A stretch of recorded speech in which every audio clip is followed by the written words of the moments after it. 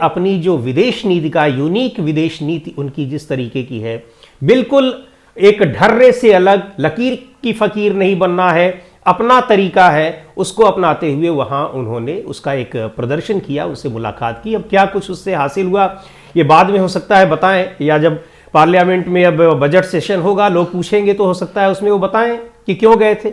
और लेकिन बार बार वो मास्टर स्ट्रोक खेलते रहते हैं। तो इधर जिस तरीके से उनकी विदेश नीति पर ये सवाल उठते आ रहे थे कि आखिर कहां जा रही है हमारी विदेश नीति, तो उन्होंने लोगों को एक बार फिर दिखा दिया, लोगों को एक बार फिर मुंह बंद करा दिया, चुप करा दिया।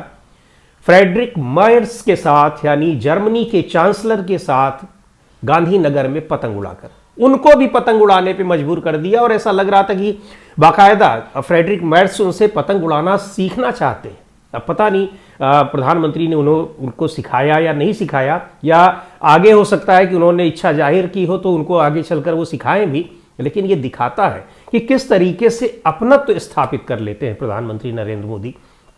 न केवल देश की जनता के साथ अपनत्व स्थापित कर लेते हैं, बल्कि विदेशों में रहने वाले लोगों के साथ, वहां के राष्ट्राध्यक्षों के साथ, वहां के नेताओं के साथ। हां, एक और खास बात है, प्रधानमंत्री नरेंद्र मोदी राष्ट्राध्यक्षों के साथ ही, यानी जो सत्ता में रहता है उसी से संबंध स्थापित करते हैं, वहां विपक्ष के नेताओं से नहीं स्थापित करते हैं। विपक्ष, यहां तक कि डोनाल्ड ट्रंप जब सत्ता में रहे तो उनके साथ उनका चुनाव प्रचार करने चले गए, लेकिन चुनाव हार गए। जब वो विपक्ष में आ गए तो उनसे उन्होंने वहां अमेरिका जाने पर भी मुलाकात नहीं की। लेकिन सत्ता में जब दोबारा लौट आए डोनाल्ड ट्रंप, और उन्होंने इस नाराजगी की वजह से उनको अपने शपथ ग्रहण समारोह में नहीं बुलाया, फिर भी उनके पास जाने को बेताब रहे। यानी सत्ता में जो व्यक्ति है उसके साथ वो अपनत्व स्थापित करने में काफी दिलचस्पी रखते हैं और कोशिश करते हैं। अब ये अलग बात है कि कोई स्थापित करे ये अपनत्व या ना स्थापित करे दूसरा कोई भी, लेकिन जिस तरीके से जर्मनी के चांसलर ने दिखाया, पतंगबाजी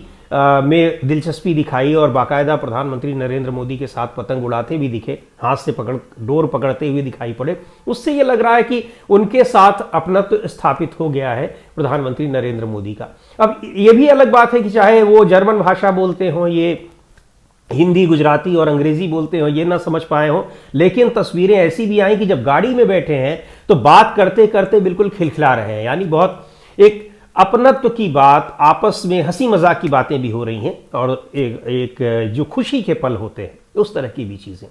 तो ये है प्रधानमंत्री नरेंद्र मोदी की अपनी अलग तरह की विदेश नीति। ये सबके पास ये काबिलियत नहीं होती है।